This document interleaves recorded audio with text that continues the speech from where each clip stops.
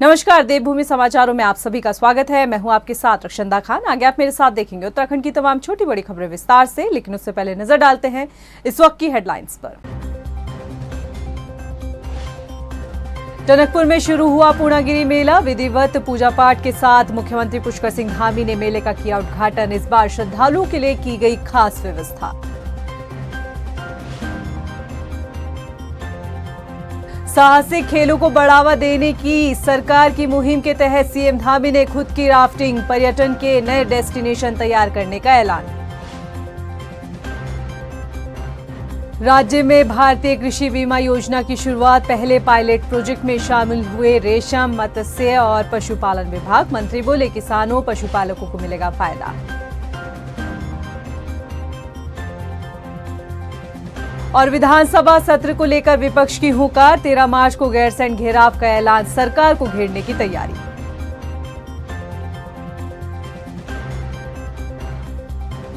Headlines के बाद bulletin में खबरें विस्तार से। और बात सबसे पहले करेंगे पूर्णागिरि मेले की।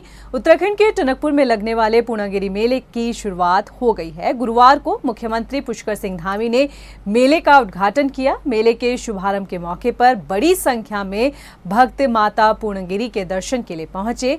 ये मेला अब से करीब 3 महीने तक चलेगा। आपको बता दें कि पूर्णागिरि धाम को लेकर मान्यता है कि ये माता सती का नाभिक स्थल है। यहाँ हर साल मेले का आयोजन किया जाता है, जिसमें लाखों की तादाद में भक्त माता पूर्णागिरि के दर्शन के लिए आते हैं।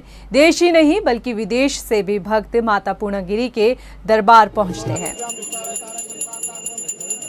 सूबे के मुखिया पुष्कर सिंह धामी टनकपुर में रिवर राफ्टिंग करते नजर आए। सीएम धामी ने टनकपुर जौलजीबी रोड पर मौजूद चरण मंदिर से उचौली गोठ तक आयोजित रिवर राफ्टिंग प्रतियोगिता में हिस्सा लिया। इस दौरान मुख्यमंत्री धामी ने साहसिक पर्यटन के नए आयामों को प्रदेश के विभिन्न डेस्टिनेशन में स्थापित करने का संदेश दिया। सीएम धामी की इस पहल से ऋषिकेश की तर्ज पर अब कुमाऊं में भी राफ्टिंग हो सकेगी। मुख्यमंत्री धामी ने कहा कि महाकाली नदी और टनकपुर क्षेत्र भारत के साथ ही पूरे विश्व के नक्शे में आए और इसके लिए सरकार लगातार प्रयास कर रही है। उन्होंने कहा, साहसिक खेलों को बढ़ावा देकर हम इस क्षेत्र को एक नई पहचान दिलवाना चाहते हैं।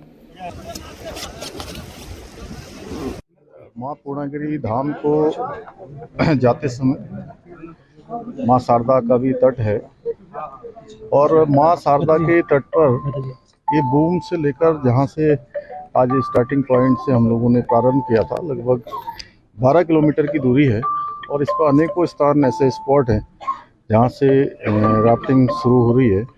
और माँ पूर्णागिरि के दर्शन करने के लिए देश दुनिया से लाखों की संख्या में श्रद्धालु प्रत्येक वर्ष आते हैं। तो उसको ध्यान में रखते हुए यहाँ पर हम लोगों ने सितंबर माह में रिवर राफ्टिंग का नेशनल प्रतियोगिता यहाँ पर आयोजित करने का भी निर्णय लिया है। उसकी सारी तैयारियां हो गई हैं। टनकपुर दौरे पर मुख्यमंत्री पुष्कर सिंह धामी का जुदा अंदाज नजर आया। दरअसल सीएम धामी अचानक एक लस्सी की दुकान पर पहुंच गए। सीएम धामी ने यहां लस्सी पीकर आम लोगों से सीधे मुलाकात की। राज्य में भारतीय कृषि बीमा योजना के तहत पहले पायलट प्रोजेक्ट की शुरुआत हो चुकी है। पहले चरण में रेशम, मत्स्य विभाग के साथ ही पशुपालन विभाग को इस योजना में शामिल किया गया है। इस मौके पर कृषि मंत्री गणेश जोशी ने कहा कि ये योजना राज्य के किसानों और पशुपालकों के लिए लाभकारी होगी। सबसे पहले तो मैं एशिया की अध्यक्ष व चेयरमैन गिरजा जी का आभार व्यक्त करता हूं कि इस योजना का शुभारंभ देवभूमि उत्तराखंड से किया है और इसमें पायलट प्रोजेक्ट के रूप में देहरादून, हरिद्वार, नैनीताल, उधम सिंह नगर 4 जिलों को इसमें लिया है। पायलट प्रोजेक्ट के रूप में 250 किसानों को इससे जोड़ा गया है और हमने घोषणा की है कि शीघ्र ही इसको हम प्रदेश के जो 12,000 हमारे किसान हैं उनका प्रीमियम हमारी सरकार देगी। 13 मार्च से गैरसैंण में विधानसभा का बजट सत्र शुरू होने जा रहा है। कांग्रेस ने बजट सत्र के दौरान सरकार को सड़क से लेकर सदन तक घेरने की तैयारी शुरू कर दी है और इसी के तहत कांग्रेस ने 13 मार्च को गैरसैंण घेराव का ऐलान किया है। माना जा रहा है कि अपनी सियासी ताकत दिखाने के लिए कांग्रेस के तमाम बड़े नेता इसमें शामिल होंगे। उत्तराखंड के राज्यपाल महोदय बजट सत्र शुरू होने पर वहां अभिभाषण दे रहे होंगे और वो गैरसैंण में मौजूद होंगे, तो उत्तराखंड कांग्रेस ने माननीय अध्यक्ष करण मेहरा जी की अगुवाई में ये निर्णय लिया है कि हम गैरसैंण चलो का नारा देंगे और तमाम जो परिस्थितियां हैं प्रदेश की और देश की, चाहे वो गौतम अडानी समूह के पूरे प्रकरण पर केंद्र सरकार की चुप्पी हो, अंकिता हत्याकांड में वीआईपी के नाम का खुलासा करने में या वीआईपी के नाम का खुलासा करने में राज्य सरकार मौन हो, वहीं गैरसैंण में ग्रीष्मकालीन राजधानी घोषित होने के बाद एक दिन भी सरकार का संचालन वहां से ना होना हो, चाहे वो तमाम कानून व्यवस्था की बातें हों, भर्ती घोटाले हों, युवाओं पर लाठीचार्ज हो, इन मुद्दों को लेकर हम लोग घेराव कर रहे हैं। एक वृहद और विशाल प्रदर्शन ये होने जा रहा है। वहीं इस घेराव की तैयारी को लेकर भाजपा ने निशाना साधा है। बीजेपी ने कहा कि कांग्रेस के इस प्रदर्शन की वजह सिर्फ राजनीति है। धामी सरकार जनता की उम्मीदों के मुताबिक काम कर रही है। कांग्रेस पार्टी से मेरा आग्रह है कि उन्होंने केवल 10 साल तक समय बर्बाद किया है उत्तराखंड राज्य के अंदर और कभी भी उन्होंने इस तरह का कोई प्रयास नहीं किया जिससे लगे कि जिस तरह से राज्य की मूल भावना थी कि पर्वतवासियों का विकास हो, वहाँ पर रहने वाले लोगों का जीवन स्तर में सुधार हो, उन्होंने कोई इस तरह के प्रयास नहीं किए।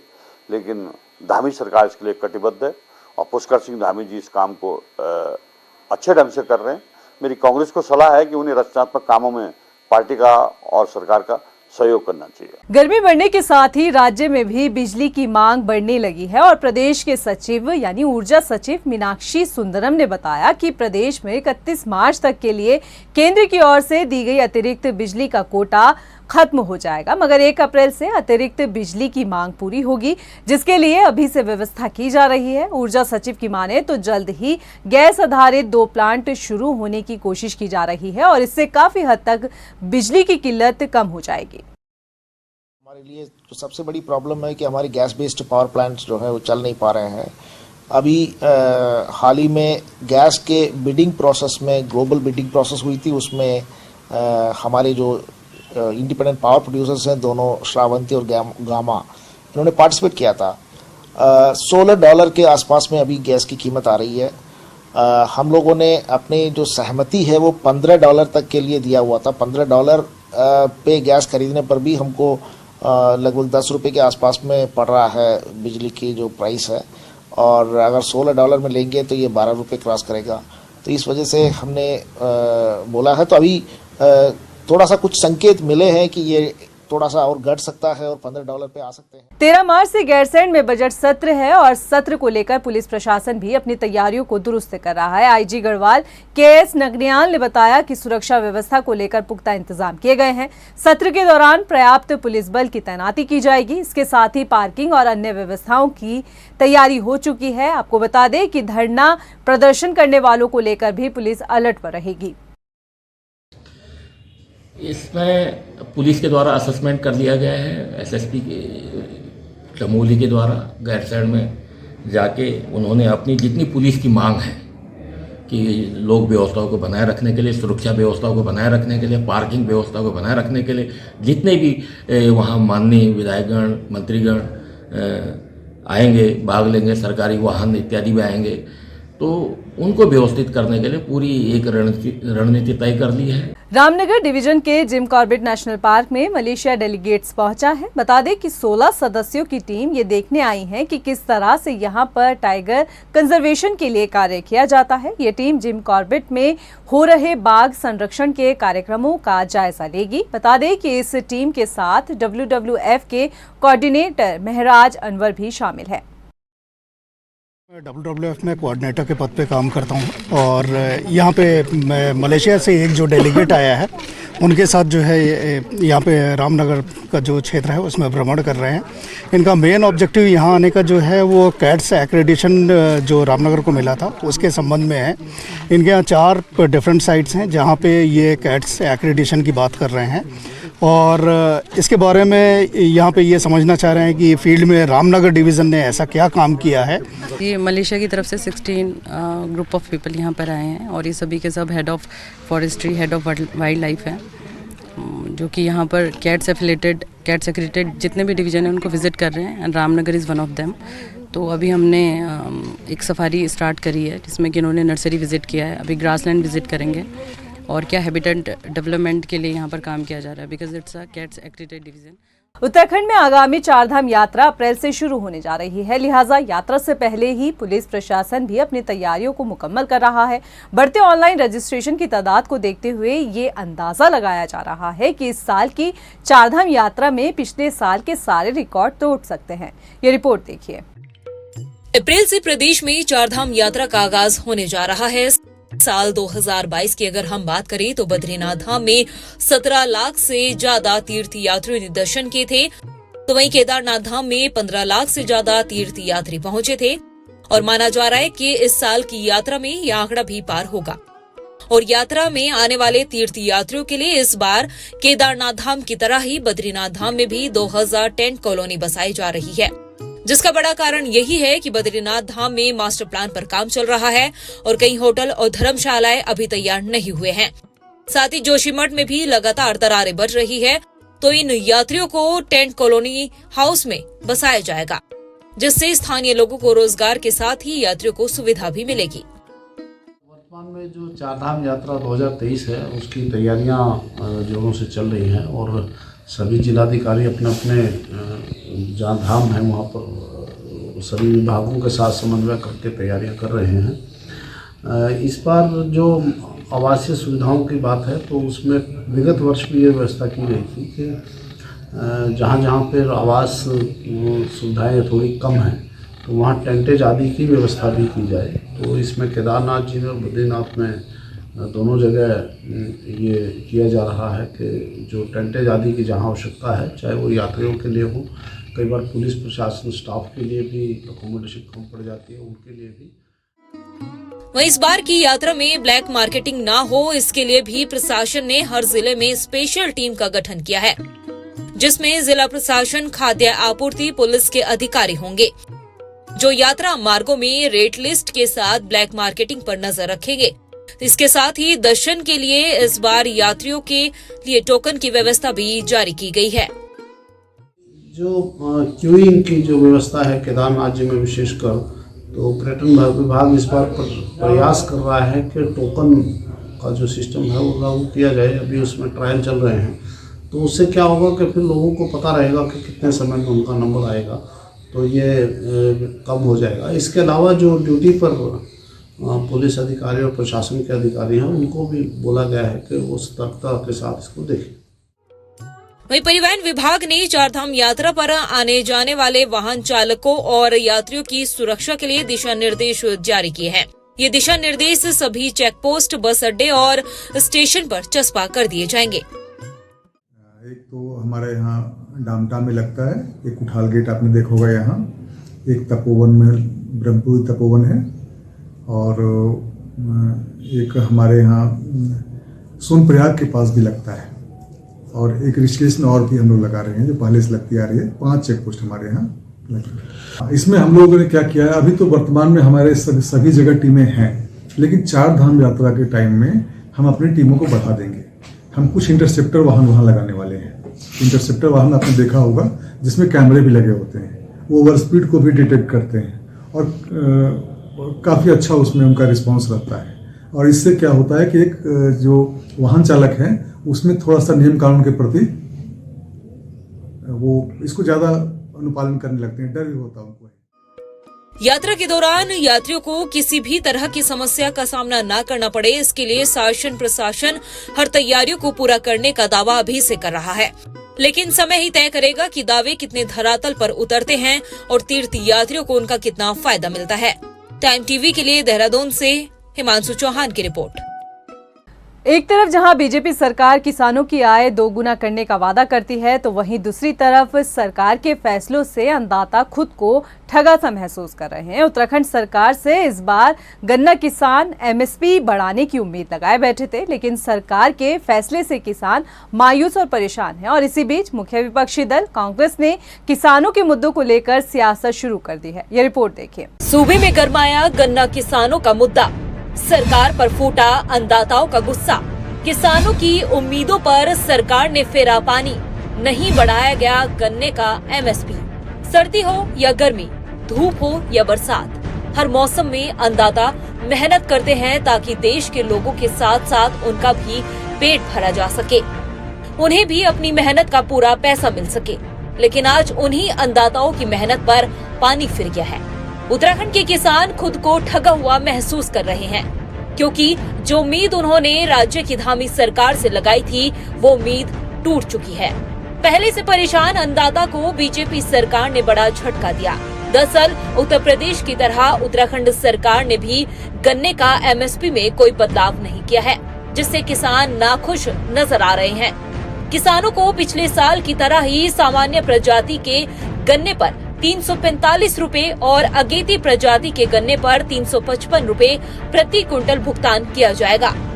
सरकार की तरफ से गन्ने का समर्थन मूल्य न बढ़ाए जाने से गन्ना किसान परेशान है। किसानों ने सरकार से गन्ने का समर्थन मूल्य बढ़ाने की भी मांग की है। देखो, सरकार की तरफ से तो बहुत निराशा है। जो खर्चे हैं, जिस तरीके से फसल में लागत आती है तो वसूल भी नहीं होते। ये तो हम लोग जैसे भी पैदावार तो हम बढ़ा रहे हैं, पैदावार बढ़ के जो लागत मिलेगी वो तो बात दूसरी है कि भाई हमें कुछ प्रॉफिट मिल जाएगा, अदरवाइज लेबर महंगी है, खाद महंगा है। जानकारी के मुताबिक उत्तराखंड सरकार ने तर्क दिया है कि जब उत्तर प्रदेश में गन्ने का समर्थन मूल्य नहीं बढ़ाया गया तो उत्तराखंड में भी नहीं बढ़ाया जाएगा। सरकार के इस फैसले से अब सूबे में सियासत शुरू हो गई है। मुख्य विपक्षी दल कांग्रेस ने सरकार को नसीहत दी है कि अगर दूसरे राज्यों को देखकर ही सीख लेनी है तो छत्तीसगढ़ की कांग्रेस सरकार से सीख लेनी चाहिए, जो किसानों के हित में बड़े फैसले लेती है। दूसरे प्रदेशों को देख देख के ही यदि धामी सरकार को चलना है तो छत्तीसगढ़ की कांग्रेस की सरकार देखिए, वहां किसानों के लिए कितना बेहतरीन काम हुआ है।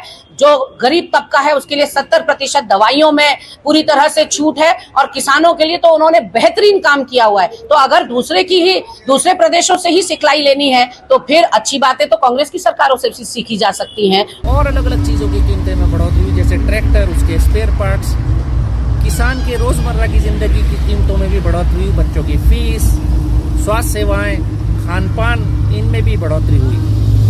गन्ने से बनने वाली चीनी की कीमतों में बढ़ोतरी हुई। शीरे से शराब बनती है, उसमें 15 से 17% की बढ़ोतरी हुई। लेकिन नहीं बढ़े तो किसान के गन्ने का भाव नहीं बढ़ा, क्योंकि भारतीय जनता पार्टी की नीति किसान के विरोध में है और उद्योगपति के हक में। वहीं विपक्ष के हमले पर बीजेपी के विधायक खजान दास ने पलटवार किया है। सरकार के पक्ष में बोलते हुए कांग्रेस पर निशाना साधा। क्या इतना बढ़ाया आप लोगों ने? भारतीय जनता पार्टी पूरी तरह से, भारतीय जनता पार्टी की सरकार और माननीय मुख्यमंत्री श्री पुष्कर सिंह धामी जी किसानों की हर समस्या को उनका जो है सम्मान करते हुए निराकरण करेंगे, ये विश्वास के साथ मैं कह रहा हूँ। और कांग्रेस का तो एक नैतिक कर्तव्य है, उनको अपने कर्तव्य से नहीं हटना चाहिए, उनको कोई न कोई मुद्दा उठाना ही चाहिए और विपक्ष का कर्तव्य भी है, दायित्व भी है।